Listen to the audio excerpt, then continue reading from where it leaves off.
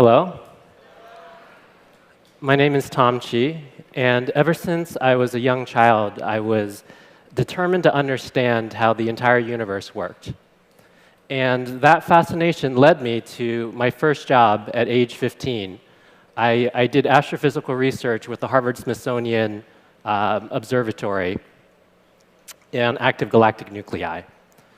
Now, years after being a scientist and astrophysicist, I slowly kind of matured out of that and entered the world of people. And it actually turns out that the world of people is way harder to understand than the entire universe. But I stayed with it, and in the process of being a technologist, an inventor, and an entrepreneur, I've learned a lot about people. And what I'm going to talk to you today is a little bit of what I've learned, because as I learn about people, I get very interested in the gaps that still remain for us as human beings and us as a civilization relative to the challenges that are in front of us. And one of those gaps that I've seen is around this concept. And the concept is a really simple one. It's the concept that everything is connected. You've probably heard this many, many times, in fact. It's an element of almost every spiritual tradition of humankind throughout all of history. But whenever I hear people talk and mention this phrase that we are all connected, they do so in a way where it's as if it's something they wish that they could believe was true. That it's something that's abstract, that it's esoteric, that it's a thing that is unprovable, but they just really wish the universe was like that.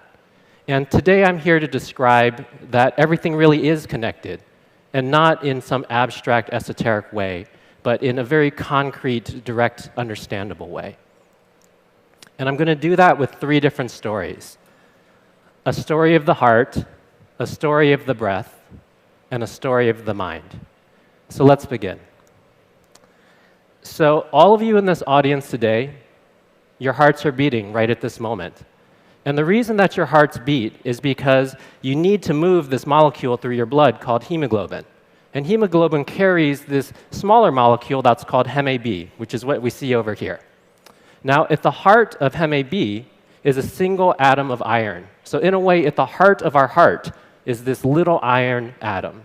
And this is actually a really essential part of the hemoglobin molecule, because this is the thing that allows us to bind oxygen and move that through our circulatory system.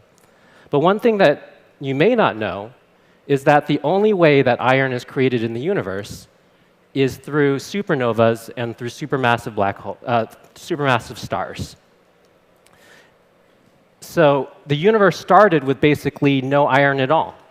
Hydrogen, helium, and only through the process of these stars forming, exploding, forming, and exploding was iron able to be created that now courses through each one of our veins. But the story doesn't really end there, because why do stars keep forming? Actually, after a supernova happens, it may be a long time before those gases come back together to form a star.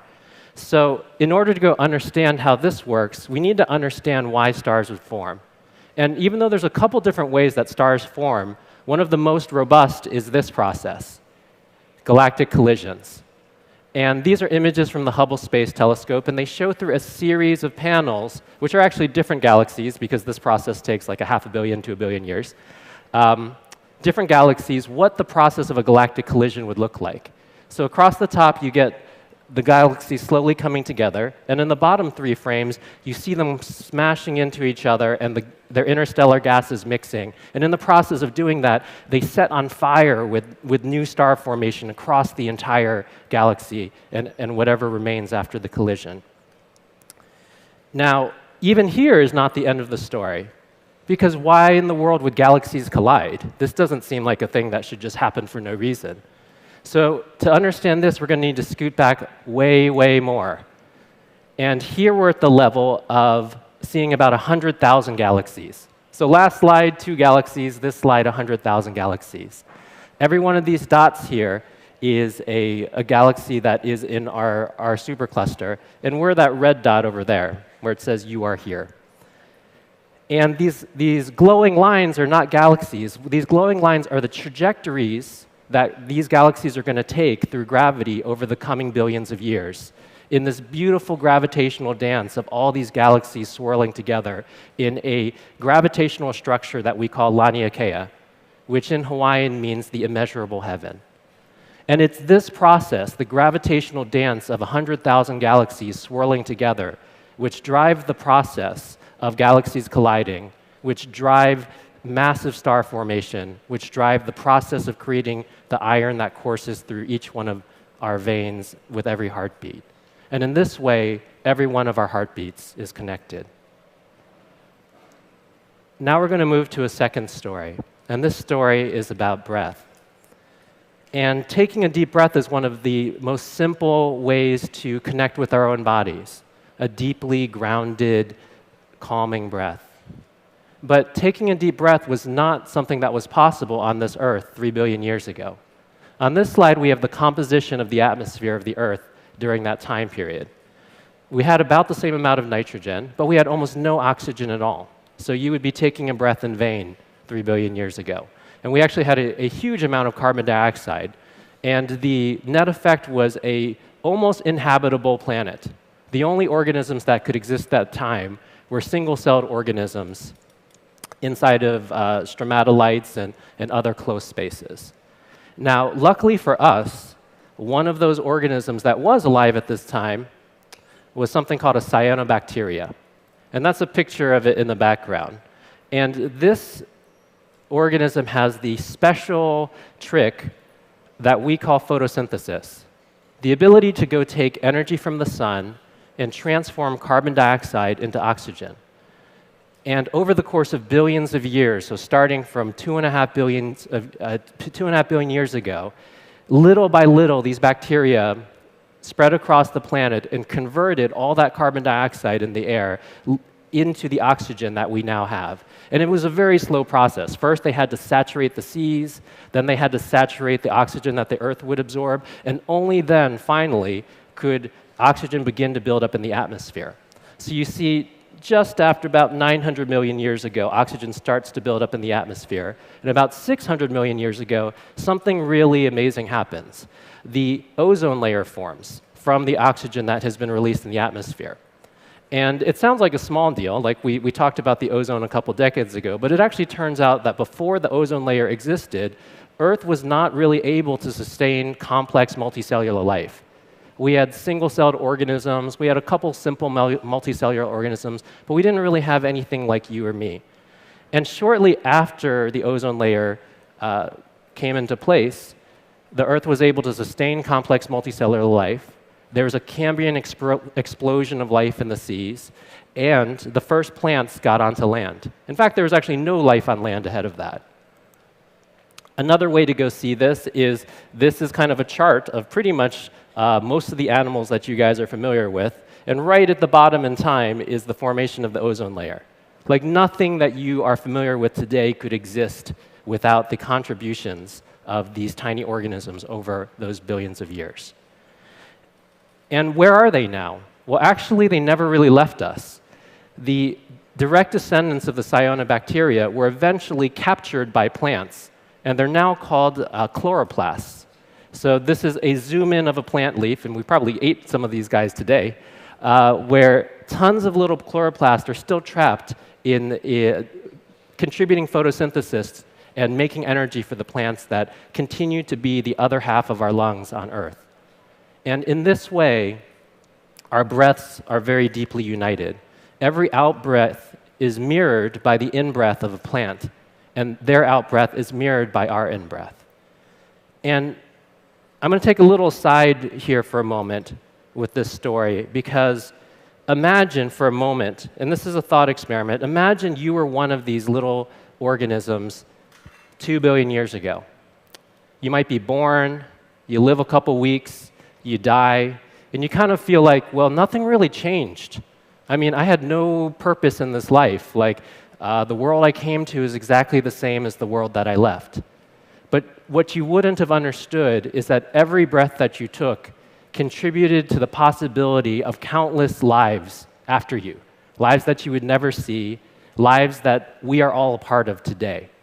And it's worth thinking that maybe the meaning of our lives are actually not even within the scope of our understanding, because it's true of every one of these organisms, and it may also be true of us. Last story of connection is the story of the mind. And this is not our minds are all connected in some psychic way or some scientifically unexplainable way. I'm going to explain the connection of the mind through the simple story of this instrument. This is a piano, and I have actually a good relationship with pianos. Thanks, Mom. She gave me piano lessons very early. I think you have to if you're Asian. But a beautiful thing about this instrument is it is so nuanced and so textured and so complex, and so much beauty can be created from it that people can make an entire career, they can make an entire lifetime out of playing this instrument. Professional musicians, concert pianists get to know this instrument deeply, intimately, and through it they're able to create with sound in a way that just dazzles us and challenges us and deepens us. But if you were to look into the mind of a concert pianist and you used all like the modern ways of imaging it, an interesting thing that you would see is how much of their brain is actually dedicated to this instrument. The ability to coordinate 10 fingers, the ability to work the pedal, the feeling of the sound, the understanding of music theory, all these things are represented as different patterns and structures in the brain. And now that you have that thought in your mind, recognize that this beautiful pattern and structure of thought in the brain was not possible even just a couple hundred years ago, because the piano was not invented until the year 1700. This beautiful pattern of thought in the brain didn't exist 5,000 years ago. And in this way, the skill of the piano, the relationship to the piano, the beauty that comes from it was not a thinkable thought until very, very recently in human history. And the invention of the piano itself was not an independent thought. It required a depth of mechanical engineering. It required the history of stringed instruments. It required so many patterns and structures of thought that led to the possibility of its invention and then the possibility of the mastery of its play. And it leads me to a concept I'd like to share with you guys, which I call the palette of being. Because all of us are born into this life having available to us the experiences of humanity that has come so far. And we typically are only able to paint with the patterns of thought and the ways of being that existed before. So if the piano and the way of playing it is a way of being, this is a way of being that didn't exist for people 5,000 years ago. It was a color in the palette of being that you couldn't paint with. Nowadays, if you're born, you can actually learn this skill. Nowadays, if you're born, you can learn to be a computer scientist, another color that was not available just a couple hundred years ago. And our lives are really beautiful for the following reason. We're born into this life. We have the ability to go make this unique painting with the colors of being that are around us at the point of our birth. But in the process of life, we also have the unique opportunity to create a new color. And that might come from the invention of a new thing, a self-driving car, a piano, a computer. It might come from the way that you express yourself as a human being. It might come from a piece of artwork that you create. Each one of these ways of being, these things that we put out into the world through the creative process of mixing together all the other things that existed at the point that we were born, allow us to expand the palette of being for all of society after us. And this leads me to a very simple way to go frame everything that we've talked about today. Because I think a lot of us understand that we exist in this kind of marvelous universe, but we think about this universe as we're this tiny, unimportant thing. That there's this massive physical universe, and inside of it, there's the biosphere, and inside of that, that's society, and inside of us, well, we're just one person out of 7 billion people, and how can we matter? And we think about this as like a container relationship where all the goodness comes from the outside to the inside, and there's nothing really special about us. But the palette of being says the opposite. It says that the way that we are in our lives, the way that we affect our friends and our family, begin to change the way that they are able to paint in the future, begins to change the way that communities then affect society, the way that society could then affect its relationship to the biosphere, and the way that the biosphere could then affect the physical planet and the universe itself.